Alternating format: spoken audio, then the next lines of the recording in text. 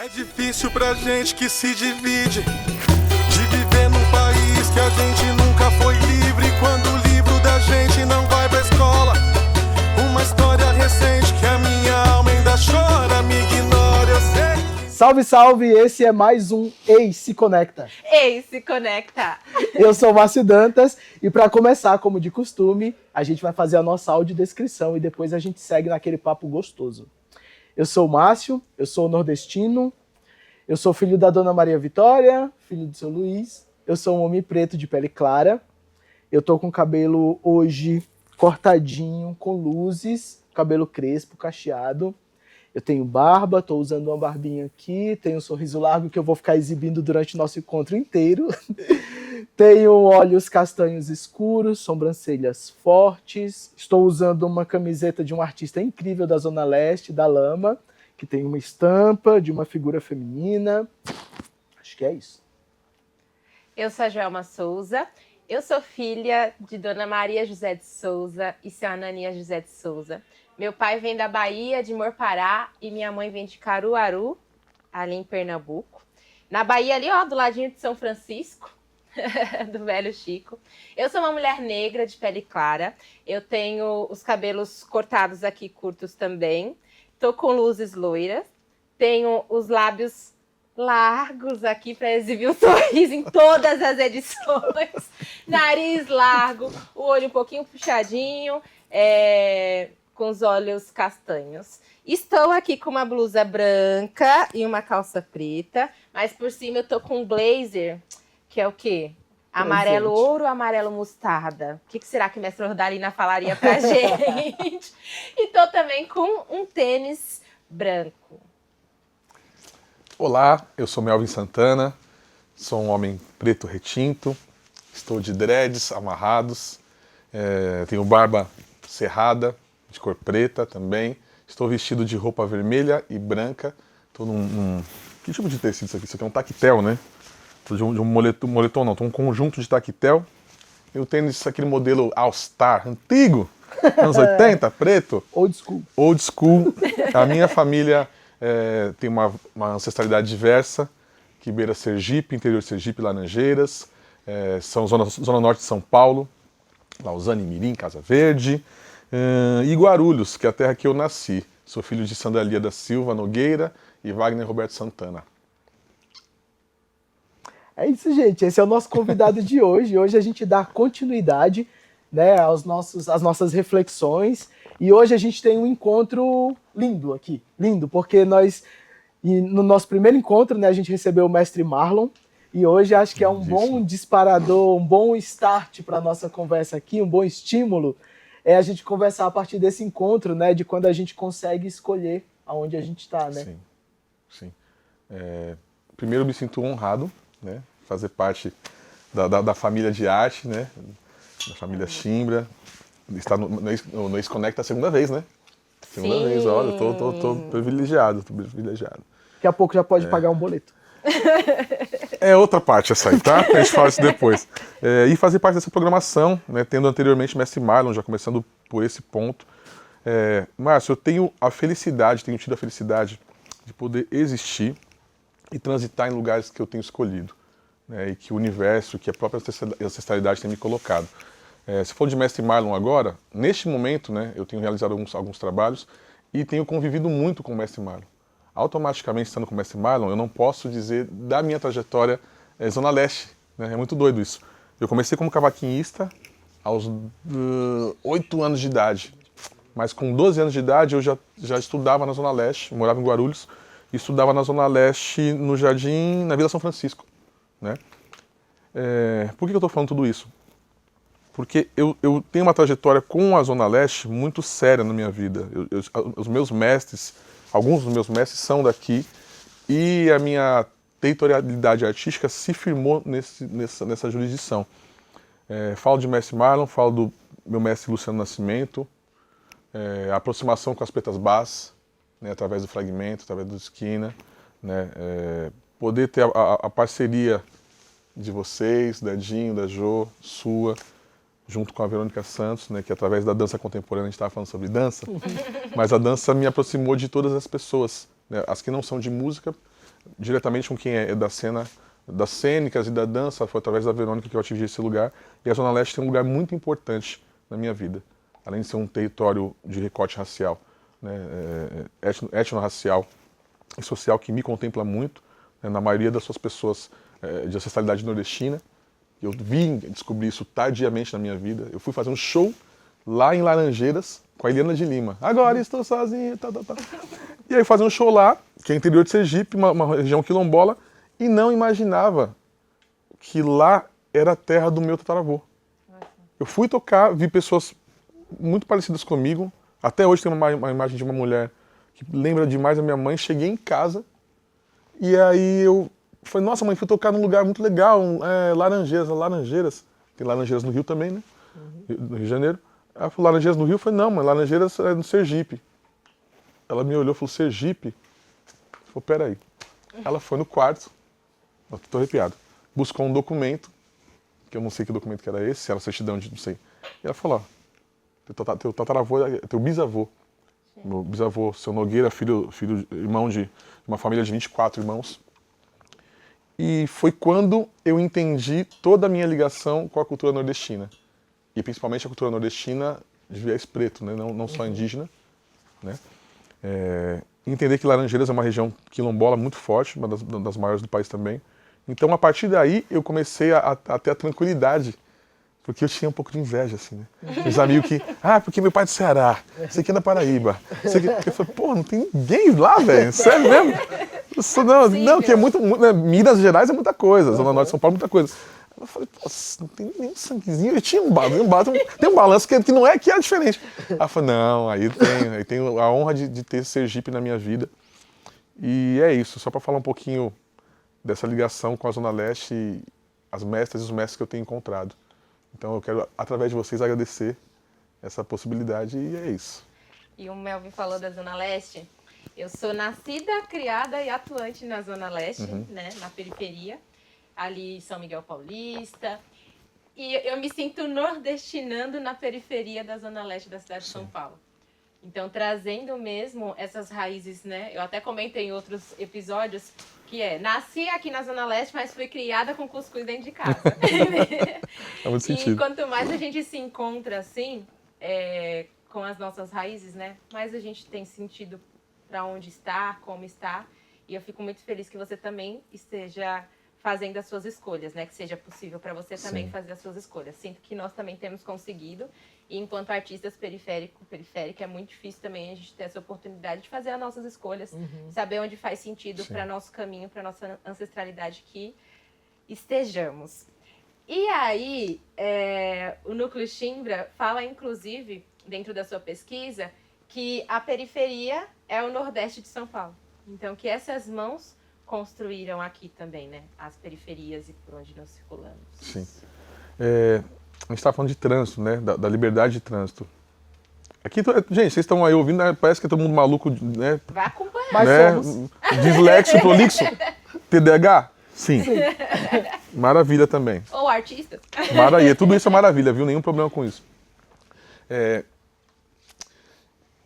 Territorializar a liberdade de trânsito exige, primeiro, mais do que necessidade, né? Porque tem muita gente que acha que é sobre necessidade. Estou em determinado território pela necessidade. Nem sempre. Dispõe de coragem, né? Você poder escolher não necessariamente centralizar e entender, desmistificar esse lugar de centralidade como o epicentro, né? Tudo parte dali. Não. O centro ele é demarcado geograficamente de alguma forma pelo sistema, né? Como a África foi dividida pelo sistema, não existe essa África, né? E eu entendo que esse lugar de partida é a mesma coisa. Então, transitar dispõe muito de coragem. E quando você não tem recurso, você escolher por onde você transita, é mais coragem ainda, né? Muita gente fala, pô, mas você troca com o Brau, tocou com Racionais, tocou com não sei quem, e aí você tá... É uma escolha. Eu poderia querer estar perto dessas pessoas que estão no mainstream, que não é problema. Eu não acredito muito na palavra ocupar. Tem 3 palavras que eu não acredito muito. Eu. Estamos caminhando. Eu. Ocupar, decolonial e letramento. São 3 palavras que eu não tenho um pouco de asco, assim, né? Mas aí é outro papo. Ou esse mesmo. Hã? Ou esse mesmo. Ou esse mesmo, é o papo Acho esse que é mesmo. esse papo, hein? Esse é o papo. Ó, confia na edição, tá, viu, meu editor? Tamo junto. Existe um preço a se pagar. Por você escolher onde você quer estar, com quem você quer estar. Porque a arte no Brasil, ela é ligada a um mercado, a um viés de mercado, que não enquadra todo mundo, que não pensa em todo mundo. Todo mundo é muita coisa, já falei isso na música. Mas faz com que você escolha trajetórias. Você tem que ter uma estratégia itinerante para você conseguir existir. E quando eu falo existir, é pagar conta, ter uma renda, ou ter uma sobre-renda, uma sobrevida. E muitas vezes a escolha que nós temos tido nos últimos anos faz com que a gente se fortaleça enquanto reduto de conhecimento, de compartilhamento, de troca, né, de estabelecimento social, mas não nos privilegia num lugar de dignidade monetária. Mas ainda assim a gente não está passando fome. Ainda assim a gente consegue educar os nossos filhos, nossas filhas, nossos sobrinhos de sangue, sobrinhos de rede, né? O nosso mistério está aí. Eu não estou revelando o nosso mistério, não, mas a base do nosso mistério é essa. Sim. Entende? Isso me deixa feliz. Quando o meu filho pode acessar uma escola que é de uma renda maior, mas eu também percebo que ali tem outra construção.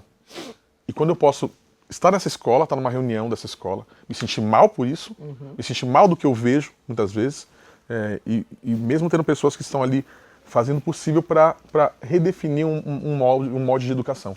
Mas quando meu filho pode ir nas pretas baixas, voltar, sabe? Sim. Quando eu consigo levar meu filho lá no Santo Inês, lá no Bota Querer. Mestre Peu, um beijo, te amo mesmo. Em falar nisso, né? Então, essa coragem, essa disposição em poder escolher onde eu vou fortalecer a raiz do meu futuro, né, de mim agora e do meu futuro, é o que me deixa tranquilo. Mesmo quando as coisas estão apertadas. E, de verdade, quando a coisa apertou, quem me salvou foi a arte da periferia. Na pandemia, quem salvou a minha vida real, em termos de existência e financeiro, foi a arte da periferia. Não foi mainstream. Não foram os artistas gigantes que eu já trabalhei. Com todo respeito. Não estou falando mal de nenhum. Mas foram, né, a luta da galera em escrever um edital, a luta da galera em ensinar como você funcionar com auxílio, que muito não chegava pra gente. Né? E não é uma questão de ser mais ou menos inteligente, é uma questão de conhecimento. O sistema não te proporciona um conhecimento de qualquer ferramenta para você se subsidiar. A arte na periferia fez, a minha rede na periferia fez. Minhas amigas e amigos, minhas mestras, meus mestres fizeram. Então, de verdade, falei sobre não acreditar em ocupar, eu acredito em trânsito. Eu acredito em Exu. Exu transita. Né? Se ele ocupa, aí... Eu luto pras armas que o ouro me dá. Lá do Exu. É isso.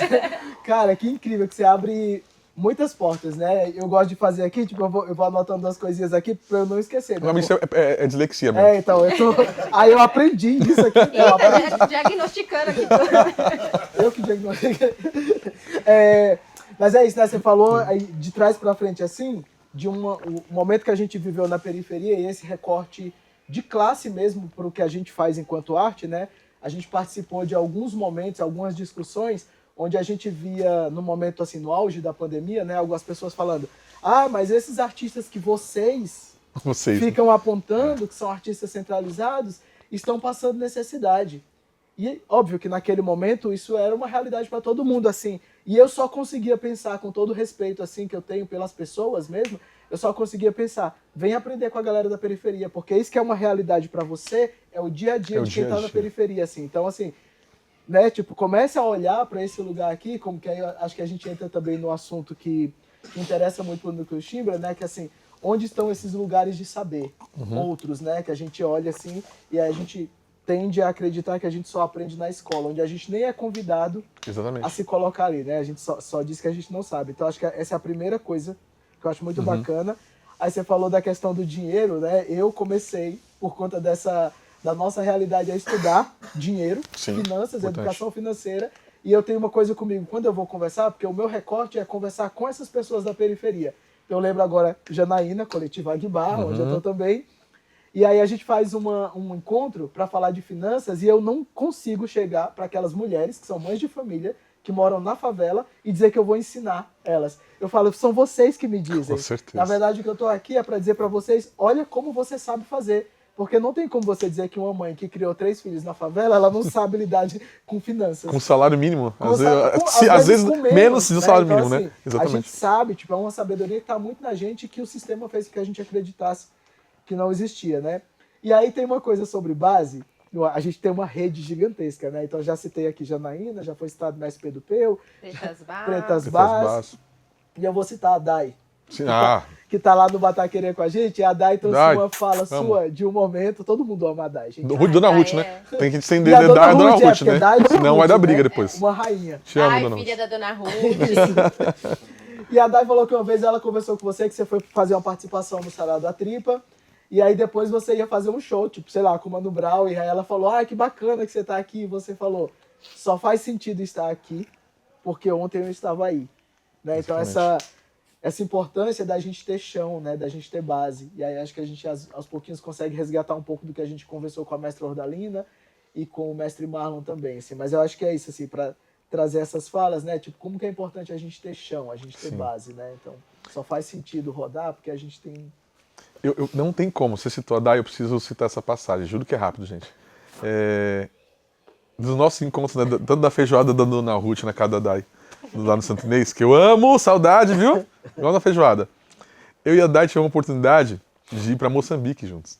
Sim! Né? Teve essa passagem. E a gente acompanhava. Não, foi uma novela, né? Foi uma novela que a gente vai ser, né? Mais um episódio de Volta a Moçambique. E, cara, nós tivemos passagens incríveis e engraçadas, terroristas, né? De terrorismo que eu digo assim, desde a gente ficar quase preso na polícia federal de Moçambique, de África do Sul, Moçambique. Cara de passaporte, mano, uma loucura, cara. Loucura. Desde poder apreciar o nascer do sol na África do Sul. A gente conseguiu dividir essas duas polaridades. E aí, é engraçado que eu e a Dai naquele período a gente não tinha tanta intimidade. A gente se gostava, né? O Santos já bateu, mas a gente não tinha tanta intimidade. Depois disso, eu entendi mais do que nunca, e a minha rede em relação ao Bataquerê, àquele território, né, do Santo Inês, se fortaleceu num lugar. Eu não sou uma pessoa que está todo mês lá, toda semana lá, mas assim, eu faço o possível para quando eu sou convidado estar lá. E estar de coração e me sinto muito feliz, muita vontade. Isso só foi possível porque existe essa lealdade e essa confiança de uma parceria, de uma rede que enxerga e atua na mesma frequência que você. Isso eu quero dizer. E tem a ver, novamente, né, com ocupar, com estar em lugares. Às vezes você está em lugares que a vibração é outra. Não é sobre dinheiro. Não é sobre o carro importado, não é sobre... Não estou falando que não tem que ter, não é isso. A gente vive num universo capital e neoliberal, né?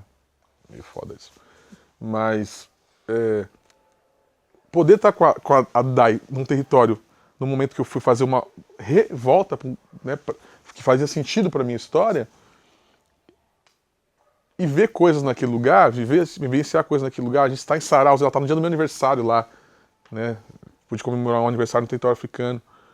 E a Dai estava lá. E a gente poder voltar e comemorar e celebrar no Santo Inês, e sendo ela uma líder comunitária que ela é, sendo uma pessoa de ação que ela é, e aí tá num show com o Mano Brown, tá num show com a Lineker, faz as coisas fazerem sentido. Sabe? Faz você entender que eu posso fazer parte de qualquer lugar. Eu posso estar com qualquer lugar, mas é muito ruim você ir e não ter para onde voltar. É muito ruim você querer ter tudo, ver tudo e não poder ter para quem contar. Saca? Então isso é um recorte cultural, né? É um recorte territorial. Acho que no Brasil, no Brasil, a cultura nordestina, a cultura mesmo a cultura sudestina, né? Cultura sudestina mais na margem do mapa, tem isso como É tradição porque é cultural, é hábito e isso vem antes, vem da diáspora, né? Não é novo, não é novo. E sendo uma pessoa preta, de família preta, aí, e família sacerdotal, aí isso só se fortalece. É uma coisa que, pra mim, é natural. E eu faço questão de trazer para meus filhos, faço questão de trazer para meus sobrinhos, de que, olha, você pode ir para onde você quiser, porém, saiba de onde você vem. E quem não sabe onde está, quem não sabe de onde veio, não sabe onde está e não sabe para onde vai, né? Sancofacome! Tem uma... Pode falar, Mari, pode falar. Tô chamando, não, Fala você, não, fala você. Não, Doido. imagina, fala você. É só uma... É mais uma coisa também que você tinha falado, que eu sei que foi muita coisa assim, mas é que você falou também sobre essa necessidade e essa coragem, né? Porque eu sou migrante também aqui em São Paulo, né? Falei isso aqui em outra edição, dá volta aqui e tal. Faz 20 anos que eu tô aqui. 20 anos. E eu tinha um discurso, que é isso, né? O encontro, né? A partir do Mestre Pedro Peu, Santo Inês, né? Que é o território também da base do Chimbra, Sim. né? Que tá ali, Urutu, Pantanal, Silvana, Exatamente. Santo Inês, é tudo ali, né? Um Exatamente. triângulo ali. Silvana! Mano de A gente Jesus! vai falando nome, Vários gente, mestres vai lá, aqui. ó. Dá um Google. Mestres velhos e mestres novos, né? Mestres antigos e novos.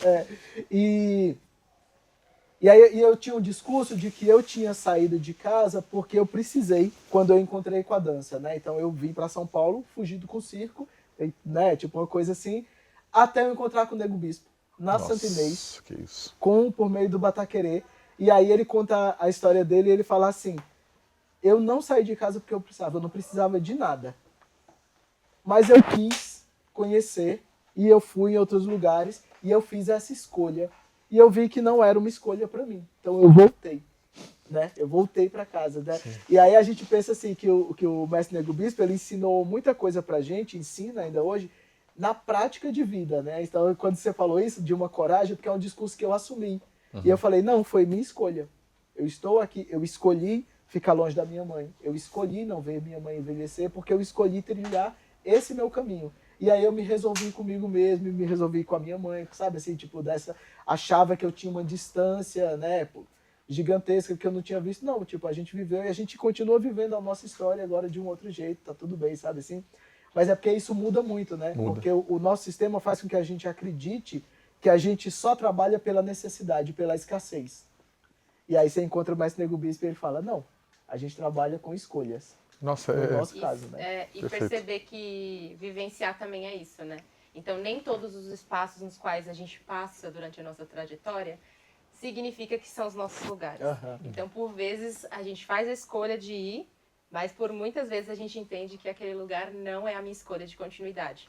Né? Então, por isso é importante... Posso contar aqui um pouquinho também, que aí você já... Vai lá. As 3 palavras aí, Melvin, que Melvin falou aqui pra ele. Lá vem ela. Não acredito. ela tá toda ela hoje, ela. Ai, eu tô, Ela tá. gente, aqui. Ela colocou o casaquinho e falou, Hoje eu vou... vou bater no papo. Ó, ocupar. Quando nós falamos dessa coragem, eu penso também, muito se utiliza de que, mas nós podemos e devemos ocupar todos os espaços.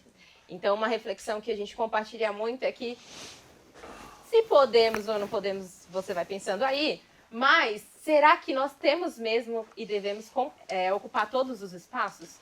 Ou não? Ou será que há espaços em que a gente sente essa vibração de fato, lugares, pessoas, família, artística e cultural? E também, calma aí que fugiu. Vai que vai, tá tudo bem. Não, vai chegar nessa. Ou essa coragem de criar os nossos espaços, criar outros espaços, outras formas de se fazer, né? Então, quando a gente fala da comunidade artística, por exemplo, o Núcleo Chimbra se estende também junto com o Sarau Urutu. E aí, essa coragem de Sarau Urutu, outra referência, a gente tá cheio das referências, gente. Hoje ele tá forte. Essa coragem do Sarau Urutu de criar uma informação artística e cultural, nomeada hoje como Terreiros da Urutu, dentro de todas essas outras lógicas que tem de formação artística e cultural na cidade de São Paulo. Então, você ter a possibilidade dentro do seu território, junto com as suas pessoas, com os seus mestres, com a galera que faz articulação no seu território, que está na arte e educação do seu território, que está como artista da cena, que está produzindo, que está vivo, e compartilhar dessa vivência, né? e compartilhar um conhecimento que não vai até aqui. Porque alguns espaços vão compartilhar com a gente só até aqui. Né? Você não pode saber mais do que aqui. E a gente não. A gente compreende que conhecimento a gente compartilha. Calma aí, que eu agora tô faladeira. Tranquilo e calmo. E aí, Mel me trouxe a segunda, que foi que ele não acredita em decolonial. É isso? E aí... Melvin Santana. Melvin Santana. Joga no meu peito aí. Coloca, tá, segura. Agora o editor vai fazer aqueles cortes. Novela mexicana. Mas tem uma coisa. A gente só chama a gente que tá alinhado com a gente, aqui na mesma vibração, gente. Isso. Porque mais tarde, no próximo episódio, que a gente vai trocar de roupa, nem vai parecer que é mais tarde. Vai parecer que a gente gravou outro dia. Vem a Mona Lima conversar conosco, que é a neta do mestre Nego Bispo, né? Que se mantém presente. Incrível. E quando o mestre Nego Bispo traz a contracolonialidade, que é diferente do decolonial, a gente entende que a gente vive, que a gente está na prática, e é isso que vai gerar esse movimento contracolonial, né? Então, a gente não escreve primeiro. A gente primeiro está na oralidade, na vivência e na prática. E é assim Forte. que chega a contracolonialidade. E aí... Contracolonialismo. E aí a Mona vai estar aqui no próximo episódio com a gente, também, nutrindo essa conversa. E por último, qual foi a última, Melvin? Letramento. Letramento, olha que incrível! Nossa, achei direto, né? Parece. É agora que eu passo aquelas informações importantes que o nome do projeto do Núcleo Stimbra se chama A Gente Não Fala Errado. Viramos Brasileiros. E o grupo tem uma discussão aí profunda justamente sobre esse letramento, justamente sobre em qual estrutura, o que é certo, o que é real. Como que vão sendo apagadas nossas raízes linguísticas, na verdade? Para a gente ir ali, estando, mas não estando, numa língua que é do colonizador, mas se a gente for ver de fora, até o colonizador fala que a gente não fala essa língua, né? Uhum. Então, só abrindo camadas aí, Caramba! pra eu mergulhar. Só corte, né? Chute em cima de bica, né? Tá bom, famoso couro com coça. Não foi eu que disse três palavras. Pra que abrir minha boca? Vambora. Não, vamos lá, tranquilo. Quando você falou de... Vou tentar responder tudo junto, tá? É a ideia. Nomes que me vêm na cabeça quando você traz tudo isso. Vocês já citaram Nego Bispo, Mona Lima. Eu tô leve aqui, tá tranquilo. Mona Lima é... Enfim. Dá um Google, irmão. Me vem nomes como Nego Bispo, me vem nomes como Cleison Catarina, Zona Sul, quer dizer, não é Zona Sul, é do Brasil, é do mundo. Né? E na sequência, me vem Grupo Clariô, me vem Marcelino Freire, me vem Paulo Freire, e um nome que você falou uma palavra em algum momento que sobre, isso é forte, sobre a escrita partindo da vivência. Me veio a imagem, assim, veio um flash de Carolina Maria de Jesus. Uhum. Né? Então, já pensou se a Carolina Maria de Jesus dependesse de estar ocupando algum lugar para escrever o que ela escrevia? Ela simplesmente escrevia o que ela vivia. Porque ela era aquela mulher né, que habitava, residia, sobrevivia na favela do Canindé. Né? Criava os seus filhos, trabalhava fora, prestava serviço, enfim, doméstico, vivia uma situação de miséria, mas ainda tinha uma ancestralidade intelectual, um conhecimento, uma sabedoria ancestral, que permitia que ela retratasse, que ela fosse uma cronista do mais alto nível que o Brasil já teve. E entenda o que eu vou falar. Ela não precisou estar numa academia, estou falando da instituição física. Eu não tenho nada contra qualquer universo, qualquer universidade ou pluriversidade. A minha questão é o quanto a gente se permite, a gente já teve essa conversa já, eu e você em outros âmbitos, você vai lembrar disso. O que me traz aqui um pensamento, uma reflexão, do quanto a gente precisa se degradar para ocupar esses lugares. Ocupar não. Então, sobre não ocupar, né? Uhum. É o que torna ocupar, né? O quanto a gente se degrada para estar nesses lugares. Uhum. Né? Eu tenho a frase do Brau que é muito bonita, que eu gosto, do Cores e Valores, que ele fala: Me degradar para agradar vocês, nunca. Essa frase para mim é isso. Não vou me degradar para agradar ninguém. Se eu tiver que estar naquele espaço é porque eu preciso aprender alguma coisa com aquele espaço. E eu vejo que hoje as pessoas de menor condição financeira ou de estado social inferior, com aspas, né? Vive uma situação de degradação integral. Desde o momento que você acorda, a renda que você tem que ter para ir naquele espaço acadêmico, ouvir uma história que não é sua, ter a sua história sugada, arrancada de você e deturpada, porque você traz a realidade da vivência. As pessoas, eu vejo a academia como um grande HD físico, um HD geográfico. As pessoas passam por aquele espaço e aquilo se mantém das ideias que vão passando por lá. Cada TCC, cada trabalho de conclusão, cada formação é um universo paralelo, mano. É um universo que você está colocando ali. E, para mim, essa instituição representa um sistema que não se move.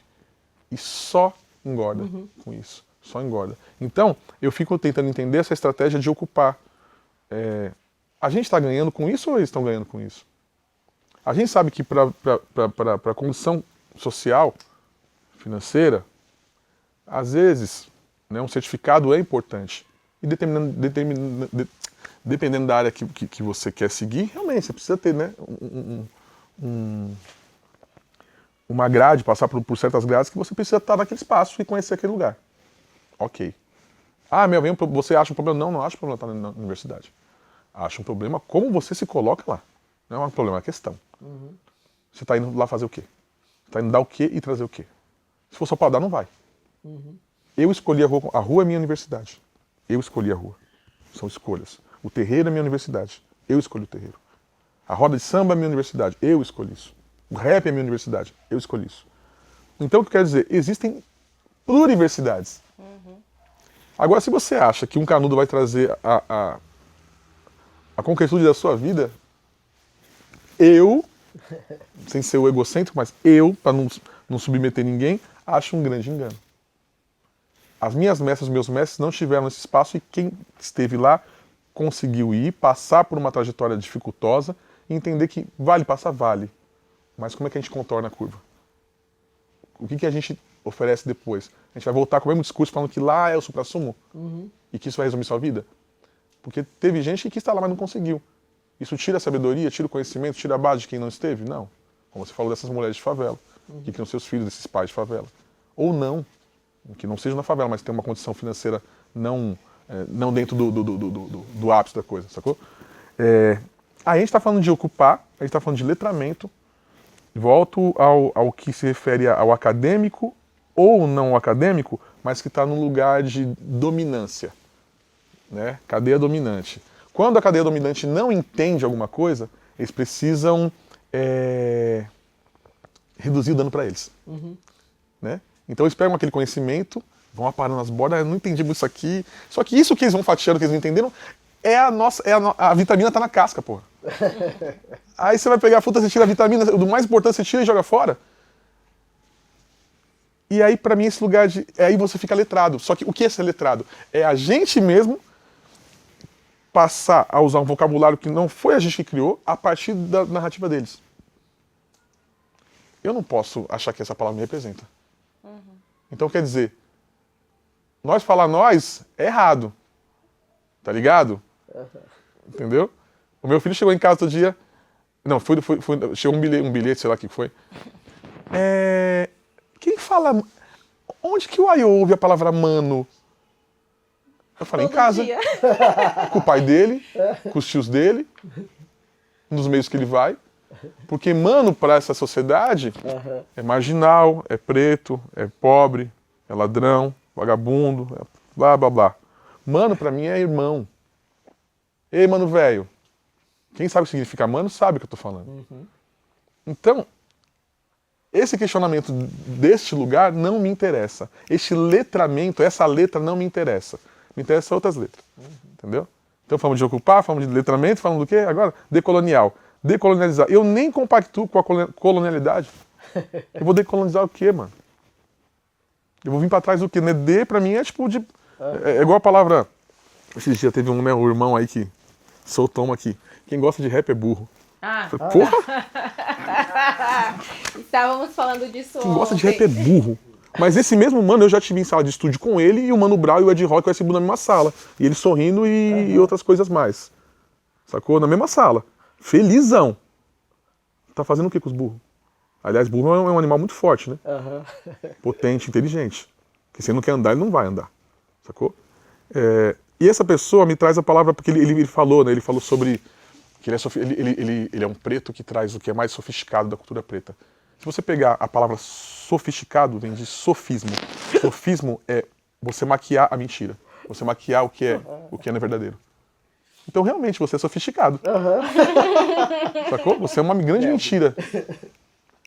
A gente não pode cair nessas mazelas, nessas falácias. A gente não pode cair mais. Sim. Sacou? E quando o mestre Nego Bispo fala do contracolonial, ele fala justamente porque ele fala, eu sou quilombola. Eu estou no quilombo. Eu não fui colonizado. Então, por isso eu falo. Então, a minha ação pode ser um antídoto para aquilo que, né? Então, por isso, contracolonial. Agora, a decolonialidade, né? O descolonial, e aí por aí vai, depende de cada contexto, cada... Perdão, eu quero só trazer uma coisa. Sobre, Pode ainda trazer, é quase lúdico, mas assim, eu não vou... Assim, né, minha mãe é da holística, né? Ela fala que o universo não entende não. Então eu vou colocar assim. Eu vou empregar o meu tempo... Ai, muito bom. Né, investir no meu tempo resgatando e restabelecendo a minha nobreza. Essa nobreza colonial eurocêntrica, ela nem me interessa porque, de fato, eu não faço parte dela, nunca fiz. Nunca fui escravo. Meus ancestrais nunca foram escravos. Foram escravizados, como já sabe, né? Escravizados. Então, eu não posso empregar o meu tempo decolonializando alguma coisa. Porque é você querer ocupar um lugar intelectual de revisão. Eu não sou pedagogo de ninguém. Nem do meu filho. Eu aprendo com ele todos os dias. Inclusive, hoje, o meu filho de 3 anos, ontem de manhã, me ensinou a passar o fio dental direito no dente. Eu falei, porra! Ele, não, papai, o fio dental se passa assim. E eu falei, é verdade, né? Eu tô aprendendo a tocar. Tá ligado? Então, porra, pra que eu vou perder o meu tempo empregando uma decolonialidade? Não, mano, eu não sou escravo desse sistema de vocês. Eu não vou empregar o meu tempo, eu preciso investir o meu tempo fortalecendo o conhecimento e o conteúdo que já está no meu DNA. Eu não perco esse tempo, esse eu invisto, emprego e fortaleço. Agora, para quem tem a herança colonial, para quem é descendente faz colonial, muito sentido. né? Eu não sou um descendente colonial. Vai ser colonial, sei lá, para onde. É incrível a gente pensar, né, como quando a gente fala de sabedoria ancestral, né, e aí a gente citando aqui Mestre Nego Bispo, o quanto que de fato tem uma riqueza no pensamento, né, porque sabe de onde vem, sabe da sua herança, sabe que não foi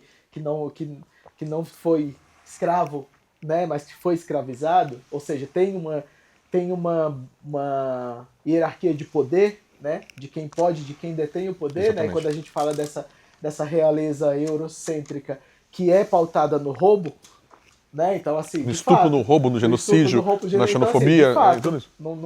não me pertence, né? A nossa ancestralidade é outra. E aí, pensamento contracolonial, né? Segundo quem teve eu tive o presente de ouvir o Nego Bispo, né? Lá no Bataquerê. E aí a gente perceber a riqueza que é porque um pensamento contracolonial inclui tudo. Porque aí você deu o exemplo do burro, né? Tipo, o cara que ouve rap é burro. Você tá tão assim que você assumiu o discurso do colonizador para menosprezar um animal, um outro ser vivo. Exatamente. Nego Bispo já estava muito à frente disso, porque ele fala que se a gente é contracolonial, você inclui os animais, você inclui a floresta. Porque enquanto que ele falou isso, né, também assim, ele não acredita na luta, só na luta de classe. Ele não acredita em nada que seja só. Né? Ele fala tudo, porque o exemplo dele é a natureza. Ele fala, na natureza tudo é pluri. Pluri. Então, se o nosso pensamento não for plural, você está necessariamente deixando alguém de lado. Né? Então, assim, é uma sabedoria ela é pautada na riqueza, na diversidade, e não na escassez. As nossas lutas com a gente, né, o nosso modo de vida hoje ensina a gente a pensar sempre pela escassez. Né? Então a gente pauta, porque eu preciso disso. Aí a gente vê, né, tipo, muitas pessoas, muitos de nós aqui, essa pessoa inclusive, né? Porque se você precisa diminuir alguém, alguma coisa, é porque você acha que você precisa de alguma coisa. Então eu preciso incluir mais uma palavra, né? A gente falou 3, né? Tem mais uma. Deve ter um monte. Não, mas tem um monte. Mas essa... achando palavras. Vai estar na sinopse de todas essas e mais.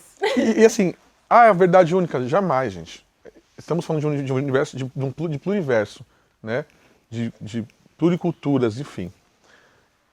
E plurissaberes. E pluris pontos de vistas. Sustentabilidade. Essa É a boa, palavra que eu quero também colocar. Que é o que você está dizendo. Porque algo só passa a ter um olhar sustentável a partir do momento que a minha dominância já usurpou e acabou com aqueles elementos. Eu já gastei toda a água que eu podia gastar, para os meus e as minhas. Eu já consumi todas as árvores que eu poderia consumir. Derrubar, né? Nem consumir. Mas consumir também. Então, quando eu dizimei tudo aquilo que eu podia dizimar em prol do meu benefício, dos meus, de um pequeno grupo dominante, aí eu preciso dizer que, não, você tem que usar pouca água. Não, vai mijar no ralo, pô. Porque você mijar na privada, você apertar a descarga. Mas espera aí, quem instruiu os rios, os riachos, os lagos, o mar, foi você. Foram as suas rotas de navio. Foram os seus petróleos. Foram os seus tratores. Não foi a minha faquinha de cortar rocambole que foi lá que extinguiu o jacarandá do Brasil. Aí depois que você consumiu tudo, você vem dizer para mim e para os meus que eu tenho que usar pouco? Porque isso é ter uma atitude sustentável? Não é. E tem mais palavra aí, né? Enfim. Tem uma coisa também aqui, trazendo o mestre Marlon novamente, né? Que é esse lugar de saber. A gente falou isso ontem, né? De novo, né?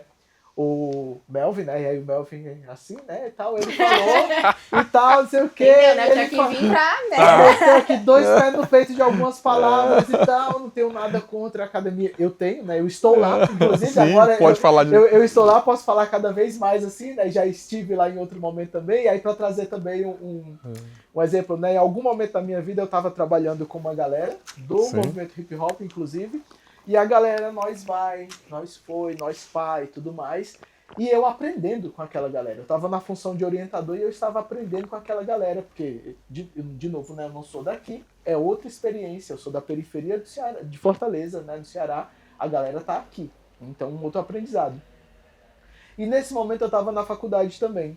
E aí eu tinha uma professora que ela foi fazer todo um discurso por conta da faculdade.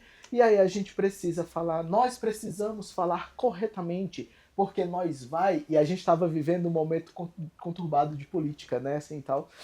E aí, e ela falando, porque nós vai não conjuga verbo, porque a gente não sei o que, e eu comparando aquela pessoa vestindo o discurso de uma instituição que tinha acabado de ser comprada por uma instituição que gerencia um monte de outras instituições financeiras / educacionais, né, porque o financeiro vem antes, né, e ela vestindo aquela camisa da instituição para dizer que não sei o que, e dizendo que aquelas pessoas, o modo delas de falar estava errado, porque aquilo ia fazer com que elas não votassem direito. E eu falando, mano, essa pessoa ela tá tanto tempo aqui dentro desses muros que ela esqueceu como que é a vida lá fora disso aqui, porque ela tem um discurso que está pautado numa teoria, enquanto aqui tem um outro discurso pautado na prática, na vida cotidiana dessas pessoas que estão vida aqui. Real. Na vida real, né? E aí eu tô lembrando aqui do mestre Marlon, porque o mestre Marlon, ele fala o tempo todo, e ele falou aqui com a gente que a vida dele foi o terreiro. Né? Então, toda a sabedoria dele está pautada no saber de terreiro. E aí a gente tem um contraponto aqui com a academia, que é, eu posso pleitear um título de mestrado hoje. Sim. Eu vou estudar um assunto e vou ser mestre naquele assunto. E o mestrado na cultura tradicional, nas culturas tradicionais, ele é um reconhecimento da comunidade. E aí o mestre Marlon, a gente tratando ele aqui de mestre, ele falando, por sua conta. Eu não me reconheço nesse lugar, mas a comunidade reconhece, né? Então, por um saber, e por um saber que não passa por esse lugar da academia, que passa por um aprendizado de terreiro, onde ele sabe dizer da ancestralidade dele no terreiro, né? Que é assim, que é super bonito, assim como a galera da capoeira também faz, né? Então a pessoa aqui que faz um mestrado, ela vai dizer de 2 ou 3 pessoas que ela estudou uma teoria, né? Teoria, eu ouvi a teoria da pessoa, né? Aqui a pessoa diz a prática do que ela viveu, né? E aí, como a gente sabe que você também está próximo desse universo, falar desse lugar também, desses terreiros, muitos terreiros, né, que a gente tem, como um lugar de saber mesmo, de sabedoria, né? Onde a gente aprende e transforma, né? Ressignifica a nossa vida, sabe? Só para trazer uma cola, né, da palavra coragem, que a gente falou de território, né, de lugares. Eu conheci o mestre Marlon antes, né, hoje eu faço parte do samba de roda do Recôncavo, tenho esse privilégio não, menor prejuízo. Menor prejuízo é diferente de privilégio. Eu tenho a honra de fazer parte do samba de roda do Recôncavo, né, junto com a Cássia, junto com meu Babacauã, Cássio Iatemi, enfim. Caramelo, Kaique Caramelo. Não, incrível, né? Eu conheci. Falamos do Kaique. Falando aqui. Falamos Kaique muito do Caramelo, Kaique. isso aí é nosso investimento, viu? Isso aí é promessa. É realidade. Realidade. Cria também do mestre Marlon, com a mãe dele, enfim, né? Tô pensando aqui. A frase do mestre Marlon que me tocou, e a partir disso eu me conectei com ele, é uma cantiga que ele canta de ancestralidade, não é uma cantiga composta por ele, mas que ele recebeu um presente de uma tia dele, da Bahia, se eu não estiver errado, ele deve ter contado essa história aqui, não sei, que é Por Cima do Medo, Coragem. Por cima do medo, coragem. Cara, eu tava numa fase tão ruim na minha vida, que, enfim, e quando eu ouvi essa frase, ele cantando samba de roda, eu comecei a chorar copiosamente, assim, porque aquilo me amarrou, fez todo um sentido na minha vida. Então uma pessoa como o mestre Marlon, que eu tenho a honra de estar do lado dele aprendendo sempre, e vou comparar esse lugar do território universitário, acadêmico, para você receber um título de mestre na rua, não é diferente da universidade. Porque você tem que ser apto em várias habilidades, em vários saberes. Você tem que transitar, você tem uma grade. Não basta só você ser muito bom no que você faz. A sua índole é avaliada. As suas habilidades intelectuais são avaliadas. A sua habilidade social e comportamental é avaliada. Os benefícios que você traz para a comunidade são avaliados. Então você também sofre uma série de avaliações, e outra, não é em 4 anos. Não são em 4 anos. Não é mais quanto. Vamos lá, qual que é a ordem? Sei lá, licenciatura, bacharelado, mestrado, doutorado, né? Isso.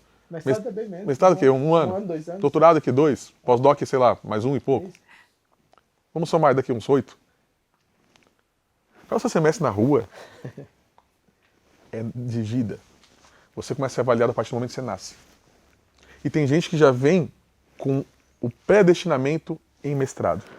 E tem gente que não tem esse predestinamento. Ok, tá tudo certo. Né?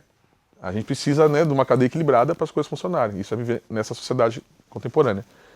Então é muito mais do que só ser muito bom em alguma coisa. Além de tudo isso, é muito do que você passou, muito do que se trata a sua vida, o seu passado, inclusive de provações. E como você sobressaiu daquilo. E como você reverteu aquilo. E como você transforma isso em sabedoria. Então, é muito... Para mim, ainda assim, é muito difícil esse lugar de comparativo do mestrado universitário, né, desses títulos universitários, acadêmicos, com o título do mestrado da rua. Né? E você vê... Ah, mas é mestre em quê? Cara, é mestre no quê? Porra, bicho, é mestre, cara. É uma pessoa que você vai ouvir uma palavra, uma frase, ela vai mudar a sua vida. Como na universidade tem mestres e mestres que estão lá, que tem uma vida, tem uma trajetória, e é isso. Às vezes, num dia de aula, a pessoa muda toda a sua trajetória. Né? Aliás, acho que o Brasil é péssimo em reconhecer mestres e mestres. Acho que talvez um dos piores países do mundo, né, nesse lugar. Você falou sobre terreiro, né? Eu tenho uma trajetória que eu sou um bebê mesmo, nem um bebê, que nem nasci ainda. Estou em vias de. Mas já há alguns anos eu transito em terreiro. E tive a oportunidade de conhecer alguns sacerdotes. E poder viver com essas pessoas é de uma grandeza sem tamanho, porque é sobre vivência. Não há livro que explique. Essas pessoas são grandes bibliotecas, gigantes. Estar e viver cada dia, todos os dias, né, dentro de um terreiro. E eu penso assim, terreiro não só como... Primeiro, terreiro não é religião, né? O axé não é religião, é uma filosofia de vida. E eu falo isso com tranquilidade em nome ou sobre as diversas culturas não eurocêntricas, não cristãs. Isso se enquadra a cultura indígena, a cultura espiritual indígena, a cultura espiritual de matriz africana, né, ou aquilo que não é branco. É vida. É desde você aprender... Né, é muito doido, eu estava vendo... Momento de dislexia. Estava vendo o pessoal vender na televisão ontem, sei lá, quase nem vi televisão e estava vendo. Vendendo uma pílula de gengibre, ora por nobres e...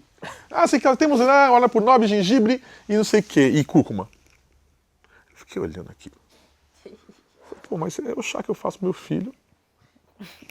Mas se você quiser, você pode comprar, vem numa caixinha com E plástico. pagar R$50. E paga R$50 por isso. Ora por nobre você tem na calçada. Açafrão, cúrcuma, você compra aí. Gengibre, bem, baratinho. Você não vai pagar R$50 fazer um chá. Entende? Então vai desde... aí, né, tem muita coisa, cara, tem muita coisa. Dieta. É porque tal alimento processa tal jeito e a ciência... Você vivendo com orixá, dependendo do seu orixá, não vou ficar revelando coisa aqui, mas você já vai ter uma dieta, um DNA ancestral. Você sendo daquela característica, o seu organismo não comporta com determinado tipo de alimento. Você não precisou ir na farmácia, você não precisou de um título para saber. Isso estão nas nossas mestras e nossos mestres. Aí só a convivência. É só o joelho no chão mesmo. É só a tranquilidade de ir um dia após o outro. Vi um mestre falando também esses dias aí, um tempo aí, sobre... Perguntaram para ele o segredo, né? O segredo do sucesso. E ele falou, olha, um dos segredos é tenha calma, tenha paciência. Viva um dia de cada vez. Projete a sua vida passo a passo. Aprenda todos os dias. Para quem tem esse lugar, para quem transita em terreiro, para quem conhece essas pessoas, para quem vive isso, é a base. E aí você pode perceber que essas pessoas são diferenciadas. Não estou dizendo que isso resume a personalidade das pessoas. Pessoas ruins existem em qualquer lugar. De sacerdotes a biãs, ou qualquer outra cultura. Né? De mestres X. Agora, tem uma universidade, uma pluriversidade aí que faz a gente ser diferente? Faz.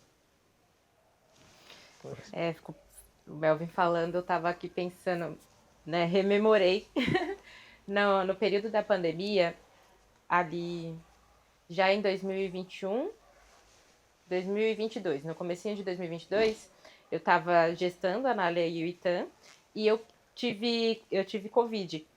E aí, por conta da gestação, eu não podia tomar os remédios nos quais estavam indicando para tomar em caso de Covid. Eu já tinha tomado algumas vacinas.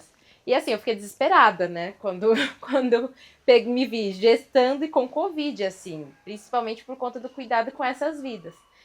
E aí, como eu não podia nada, meu pai pegou várias ervas que tinham cheiros muito fortes. Então, alecrim, foi pegando outras que tinham muitos cheiros fortes. Misturou essas ervas, porque eu não tava sentindo cheiro, né? Eu já não tava mais sentindo cheiro de nada, assim. E perigosíssimo, né? Porque se você é uma pessoa que mora sozinha, por exemplo, não era meu caso, mas se você é uma pessoa que mora sozinha, cheiro, um gás ligado, você não sente. E aí meu pai foi lá, amassou todas essas ervas e ele me dava para que eu pudesse ir cheirando ali. E gente, é sério mesmo, o meu olfato voltou pelas ervas, porque elas eram tão fortes que foram puxando.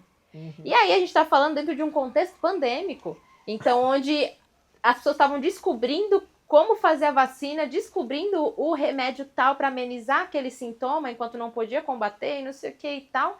E uma sabedoria dentro de casa que foi ali pelas mãos do meu pai trazendo de volta o meu olfato e sobre um dos sintomas, né? Mas o Melvin falou, eu fico pensando também desses mestres e mestras que estão na nossa casa, né? Porque às vezes a gente reconhece fora e não... Lógico que tem a expansão da nossa casa, né? Reconhece fora, mas a comunidade ela é expandida, né? Mas... Tem uma coisa muito triste, né? Desse modo de vida que a gente se desenvolveu, que a gente é uma sociedade que gosta dos mártires, né? Então a gente gosta de gente morta, que sofre a vida inteira. Que sofre a vida inteira e que é morreu, só a dor que aí a gente, ensina. agora a gente vai reconhecer então o mestre que morreu, que não sei o que, né? E o mestre Peu, que tá aqui. Em vida, axé, muita vida. O Itaxé, ele fala muito disso, né? Que a gente precisa aprender a cultuar os nossos em vida, né? A reconhecer o trabalho dessas pessoas em vida também, né? As mestras pretas bás também. As pretas bás, assim, elas falam disso também. Então essa é algo que diverge muito, né, da forma como as culturas tradicionais olham para os seus, né, os seus mais velhos. E aí você falou também, evocando novamente aqui o mestre Nego Bispo, né, a inteligência desse homem que falava assim, vamos usar as armas do colonizador, né? Então eles têm as palavras que querem dizer uma coisa, né? Aí você falou da religião que não faz sentido, eu falei, caramba, realmente, né, não faz sentido, porque religião, né, esse religare, não faz sentido nenhum, porque na cultura tradicional africana nada foi quebrado. Tá tudo aqui. Tá tudo aqui, tá tudo junto, é cultuado. E aí quando a gente pensa assim, hoje não existe nenhum culto a Zeus. A gente continua lendo Zeus e toda a mitologia greco-romana, a gente continua lendo, e ela não existe mais. Ele falando isso do lado de alguém que estudou História da Arte na academia. Olha, meus sentimentos. E aí você vê, não existe. E isso continua sendo empurrado, né? E aí aqui também a gente tem um culto que resistiu, né? Tentando ser apagado, ele resistiu e resiste até hoje, né? Assim, e aí resistir nesse lugar também da palavra, que é bonito, né? Existe mais de uma vez, ele reexiste. Reexiste. Né? Então, é massa também esse jogo, né? Eu sempre gostei desse jogo das palavras. E aí, o encontro com o Nego Bispo falou assim, caramba, eu não sou tão doido. Eu sou doido, mas não sou tão doido assim, porque já tem outro doido aqui que também gosta dessa doideira aqui, ó, de pensar. A palavra não diz exatamente o que ela quer dizer. Né? Sim, e quando fala da arma, ou, enfim, dos termos, como se tiver, os termos da academia, de outros espaços, Melvin também trouxe. Tá, mas aí você vai, por quê? O que você vai receber e para onde você também vai compartilhar, né? Aquilo que você está se debruçando. Então, é que o Márcio, outro momento, falou assim, não é muito louco. Mas nessa não é cruel, não. Eu não uso a expressão, dependendo, né? Eu faço o exercício de fazer quando a gente está falando de alguma coisa, por exemplo, um jovem foi assassinado, não sei o quê. Cara, é muito louco a gente pensar a sociedade. Eu falo, não é muito louco, é cruel isso. É cruel. Mas eu também fiquei pensando na parte dessa fala e dessa de Melvin, o quanto hoje eu consigo acessar espaços, e aí eu quero estar nesses espaços, porque os meus estão, né? Enquanto a gente está criando. Existe é isso, né? Falando sobre transitar, existe um lugar que nós estamos tendo a coragem de cada vez mais estar para os nossos espaços, recriar os nossos espaços, né? Porque eles já existem, talvez eles não existam aqui no campo, né, do concreto, mas eles existem, eles estão. E aí tem ainda as nossas pessoas circulando em outros espaços, enquanto os nossos ainda estão aí sendo, né? Então, por exemplo, o SESC, né, que é também uma instituição que a gente trabalha, que é contratado e tal. Então, eu sinto que hoje eu consigo estar em espaços de comissão de avaliação pela SMC, né, do SESC também porque traz esse currículo, mas aí é só uma via de entrada. É só uma via de entrada. Existe o que as pessoas querem ler no currículo e existe o que a gente faz quando está no espaço. Exatamente. Sabe? Porque aí, às vezes, agora que eu estou aqui, a gente vai falar sobre tudo isso que a gente está conversando aqui dentro do próprio sistema. E aí também é um dos muitos movimentos que podem acontecer. Não que eu vá fazer isso, né? Por isso que existe o lugar de escolha. Existem lugares que falou, sim, aqui cabe que eu faça isso. Que mesmo tendo muitas questões institucionais, ainda assim cabe que eu adentre para falar determinadas coisas que são importantes. E que eu sei que tem dos nossos aqui, né? Mas alguns outros não dá. Não dá. Sinto que é importante, e tudo isso que a gente vem trazendo aqui, eu acho que alguém já falou pra gente, alguém já demonstrou pra gente, enfim, o não estar só. Né? Você consegue ter uma trajetória e adentrar um espaço de importância. Né? Importância, vamos colocar assim, importância social. Né? Somos cidadãos, cidadãs, pagamos impostos, né? Isso, acho que a gente tem esse lugar em comum. O sistema nos deve, porque a gente contribui para que essa união ela seja alimentada e a gente, portanto, alimenta essa união e a gente precisa de alguma contrapartida. Embora eles exijam a contrapartida da gente, mas é o contrário, a contrapartida é deles. A gente que sustenta esse estado dominante. Mas eu penso que a gente é muito seduzido por esse sistema, achando que, inclusive a parte das pautas, devemos ser os únicos a estarmos lá. Entende? Então é isso. Você tem um trajeto, você consegue adentrar a academia, você entende a linguagem deles, e aí você acha que você precisa estar lá sozinho. O grande erro é esse. Você sozinho você não é ninguém. E a possibilidade de você ser manipulado por esse e corrompido, cooptado por esse sistema, ela é de 99,9%.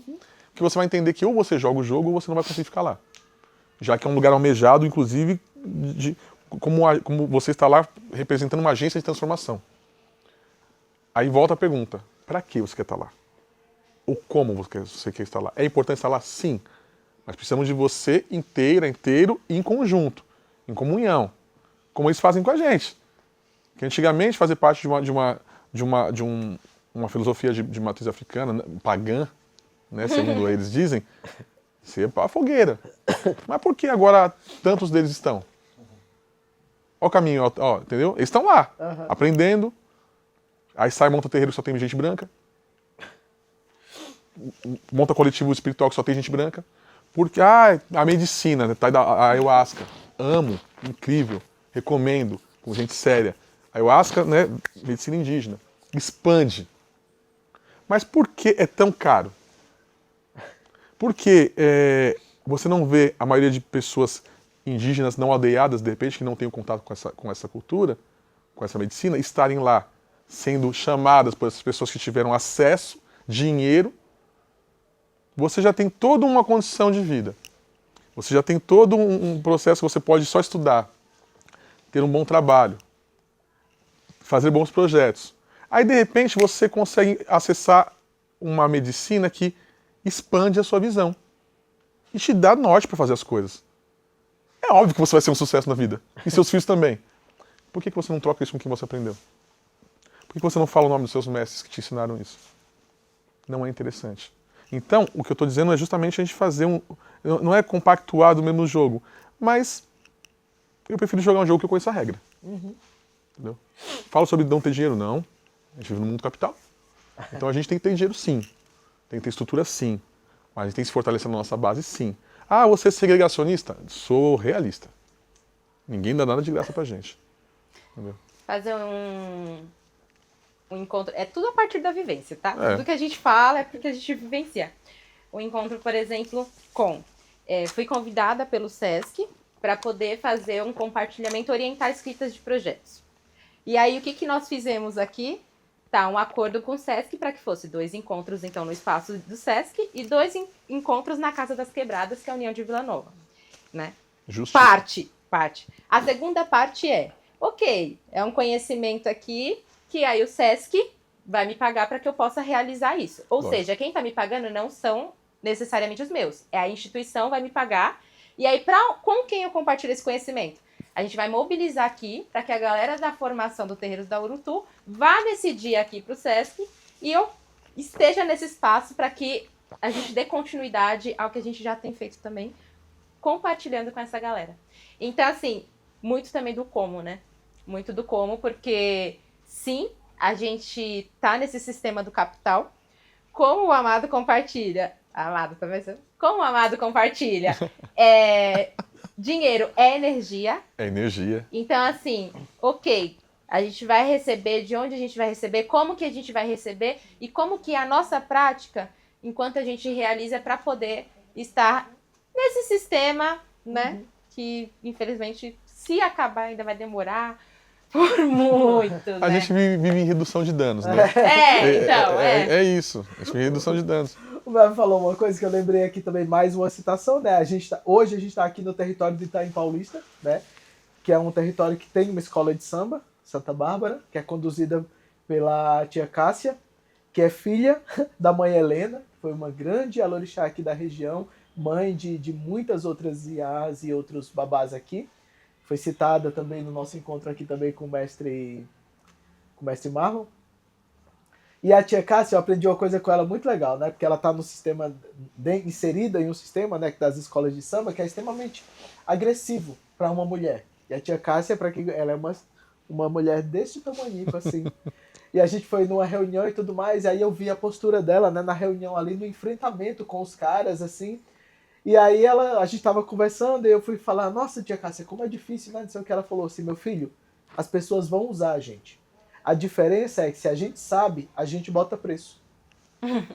Porque às vezes a gente investe tanta energia em querer brigar com o sistema que às vezes não é fazer acordo, mas é entender o jogo.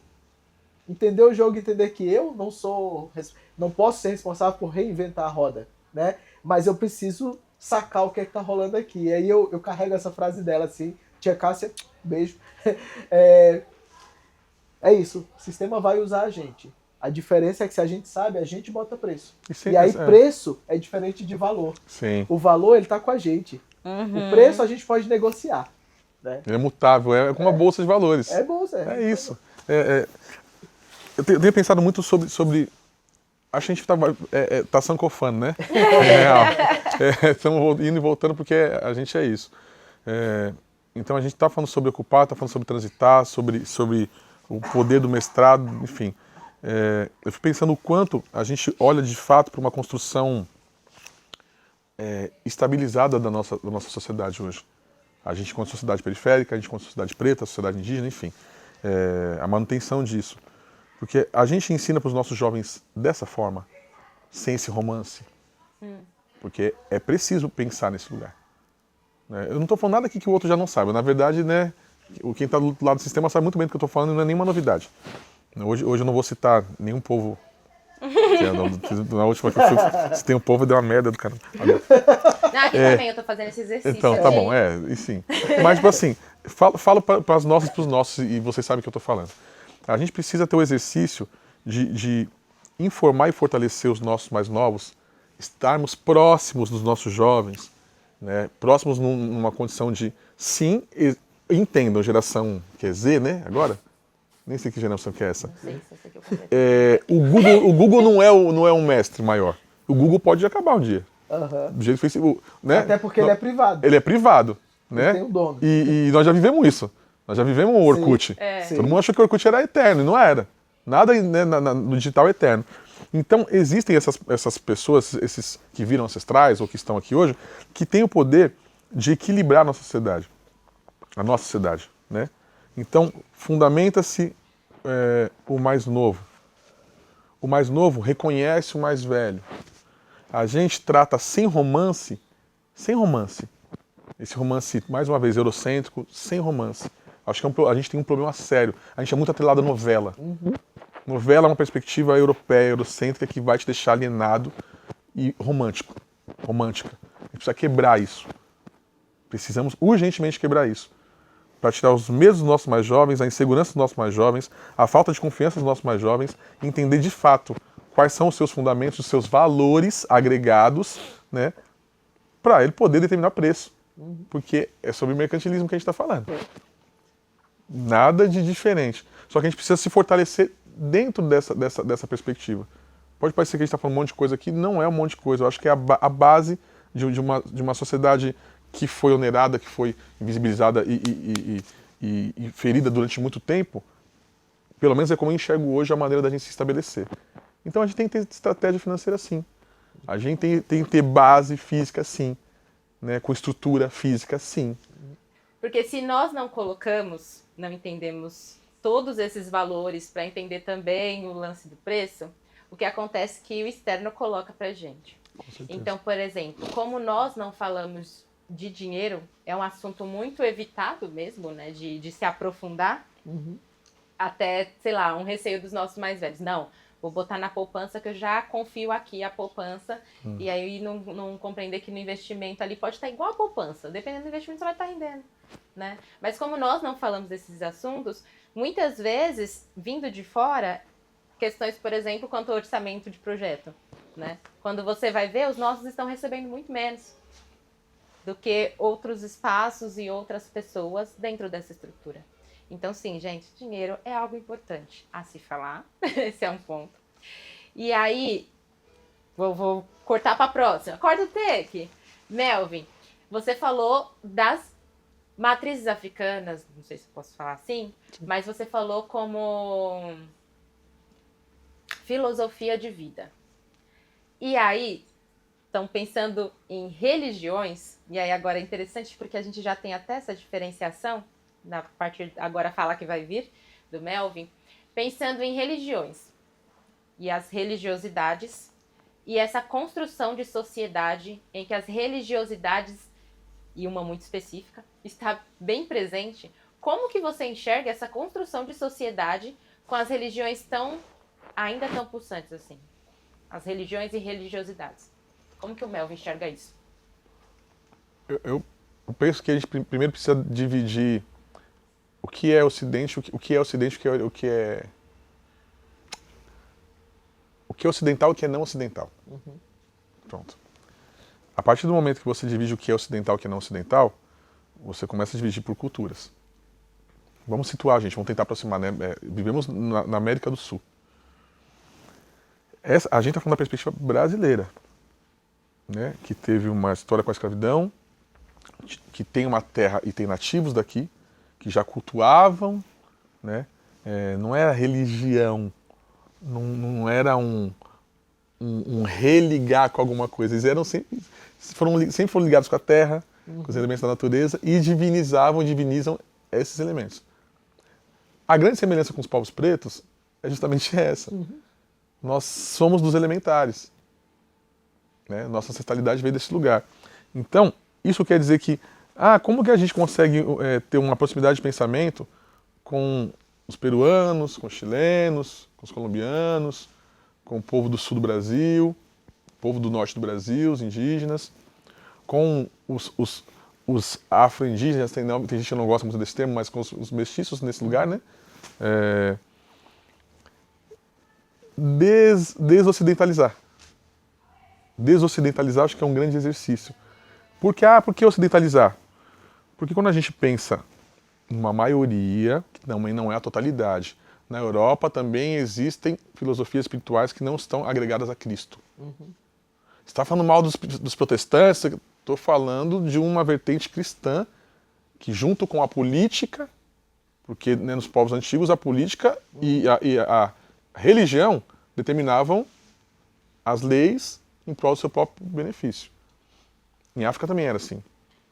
E não que não seja. Mas falando desse lugar cristão, a nossa sociedade, né, sul-americana, depois, né, dos espanhóis, depois dos portugueses, ainda assim é pautada em valores eurocêntricos, europeus, ocidentalizados.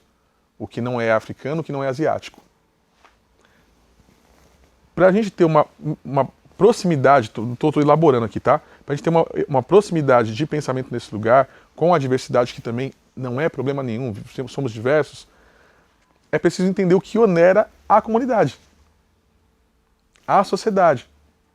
Que nós temos comunidade, né? Somos comuns, somos seres sociais e diversos, mas o que num plano geral, qual é a grande chaga da coisa?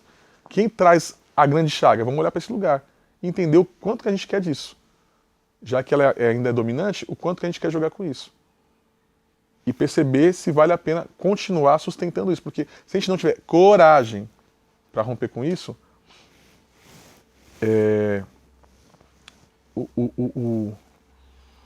esse estabelecimento vai continuar destruindo terreiros, vai continuar destruindo aldeias, e destruir esses lugares, invadindo as escolas de samba. Esses são lugares de manutenção e fortalecimento de uma cultura ancestral. Quando você está num coco, quando você está, né, num terreiro, você está numa escola de samba, quando você está... Isso é a história do nosso povo, mesmo um povo mestiço. Não se iluda. Você está num boi, uma festa de boi, você está num maracatu, você está numa congada, isso tudo é remanescência ancestral de um povo não branco, de um povo não cristão. Por mais que o sincretismo foi um modo de sobrevivência no Brasil. Quando você fortalece e olha para esses lugares e entende quem está, a profundidade em você manter esses lugares a partir da sua cultura originária, você está fazendo o que os ancestrais criaram. Isso é ser espiritual. Não é tão longe. A gente tem o costume de olhar o ancestral, o espiritual, como se fosse algo, uma fumacinha violeta que passou ali. Não. Pode ser, às vezes, dependendo do sinal, pode ser. Né? Mas isso é um lugar espiritual. Isso é o lugar de você estar lidando com a espiritualidade de formas diferentes e com referências diferentes, que nem sempre é Yorubá. A gente, inclusive, tem a cultura Congo-Angola fortíssima no Brasil. A cultura indígena fortíssima no Brasil. Né? Então, não estou falando de um lugar específico. Existem, mesmo na afrodiáspora, existem as suas diferenças, mas que aqui se criou uma forma, ou algumas formas, né, conjuntas de fazer com que a coisa se mantivesse viva. Né? Que um inimigo de aldeia, de povo do outro território, aqui tivesse que ser unido para se manter junto, para se manter viva, tanto a cultura dele quanto a minha. Então, eu não sei se eu respondo para você, mas eu vejo espiritualidade e pluriversidade neste lugar. Precisa de muita inteligência para se quebrar essa tecnologia fascista, racista, essa tecnologia degradante. Né? É um convite. É um convite, a coragem. Tava com né? várias outras aqui, mas como nós falamos gente... que esse é um espaço, entre os outros muitos, que a gente pode continuar se encontrando e conversando, né? Inclusive, o Ace Conecta no final fala, ei, desconecta, tá, gente? Vai ficar só aí no vídeo, não. Ei, se conecta e desconecta. É isso, gente. Melvin, super obrigado. Eu que agradeço. Acho que isso é mais um estímulo para a gente continuar essas reflexões. Eu acho que a palavra coragem, ela fica forte hoje aqui, né? Para a gente pensar. Porque é isso, né? Pensar, crescer, evoluir é um processo doloroso. A gente precisa romper com coisas que foram colocadas na gente, né? E retirar essas coisas é um processo doloroso, né? Então, vamos ter coragem de pensar e repensar as nossas trajetórias aqui desse sistema, que a gente já faz parte dele, né? O Ace Connect é uma ação do Núcleo Timbra, que existe desde a pandemia, então tenho vários episódios que estão disponíveis no canal do YouTube, não vou falar Facebook, porque eu sinto que já o Facebook também tá indo, né, mas lá no canal do YouTube, e aí agora tá vindo em outro formato, o Melvin também já esteve conosco, lá naquele período online, e um dos últimos episódios, assim, que ainda foi feito no outro formato, tinha um assunto, né, que foi colocado sobre colonizar a língua. Você lembra o título? Ai, eu não acredito, sabe? Eu falei com o Márcio. Não, mas eu lembro de um, talvez seja esse, que é a língua como o primeiro mecanismo de dominação. Né? Era isso, a língua como o primeiro mecanismo de dominação. E quando a gente não fala errado, viramos brasileiros. Quando a gente pensa em toda essa discussão que nós tivemos sobre as raízes linguísticas, sobre as línguas, nós somos um povo oral. E aí, olha que cruel você pensar que a língua foi o primeiro ou um dos primeiros mecanismos de dominação de um povo que é oral. Então, uma das primeiras coisas que tentam fazer quando chega aqui, e que por hora conseguem também, mas não totalmente, né? Então ainda a gente tem muitas raízes linguísticas pulsantes aí, é a língua, trazendo a língua portuguesa, né? E aí a gente só traz falas como decolonial, descolonial, porque dentro dessa estrutura acaba tendo esses termos que ainda foram impostos. Então, mesmo agora no finalzinho, a gente traz pensar aqui o que é ocidental e o que é não ocidental. Quando a gente pensa em não ocidental, a gente está dispondo para dizer que existe o ocidental. Então, eu desejo para a gente que cada vez a gente consiga ter menos assim direcionamento para os termos que são da imposição e, enfim, né, e dessa colonialidade de poder e de dominação, e que a gente consiga cada vez mais assumir as nossas falas, as nossas palavras, enfim, os nossos viveres, para quando chegar aqui fazer um Ace Conecta, que ó, só entende quem entende, entendeu? Só quem sabe. Só quem sabe. Então não pensar o não branco, porque quando a gente pensa o não branco, de novo a gente está direcionando para o branco. Quando a gente fala o não ocidental, de novo a gente está direcionando para o ocidental. Até quando nós falamos de criar outras formas de informação, outras formas de fazer, a gente está falando que é outras. E talvez, ou eu acredito, que não sejam outras. Sejam só as nossas que nós estamos, né, olhando e pulsando novamente, assim, né? Que talvez a gente tenha deixado ficar aqui mais tranquilo porque precisava seguir as formações de imposição.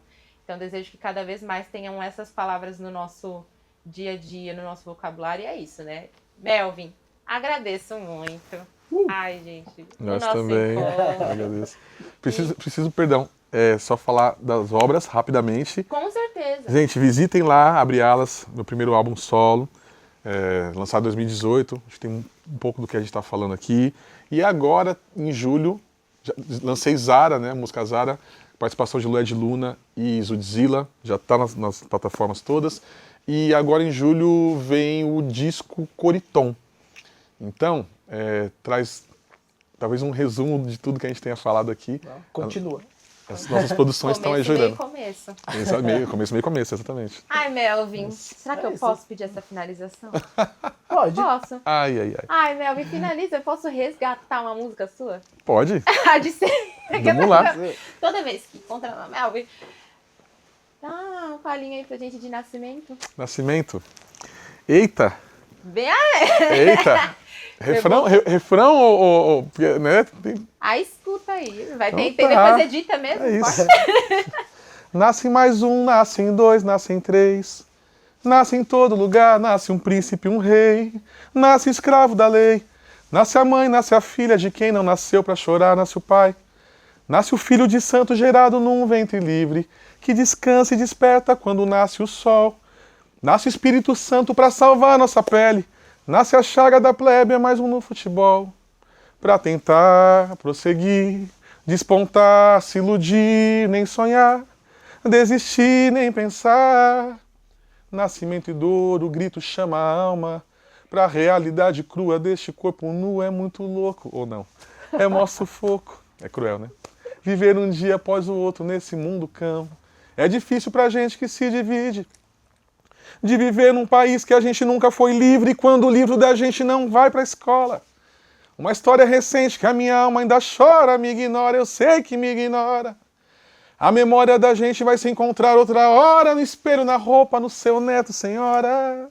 Na feijoada da quarta, o cafezinho na mesa, caldo de cana gelado, com pastel na feira. É na batida pulsante do rock, do funk, no samba do Chico, no tom do João. Eu quero que você cante pra mim, dance pra mim.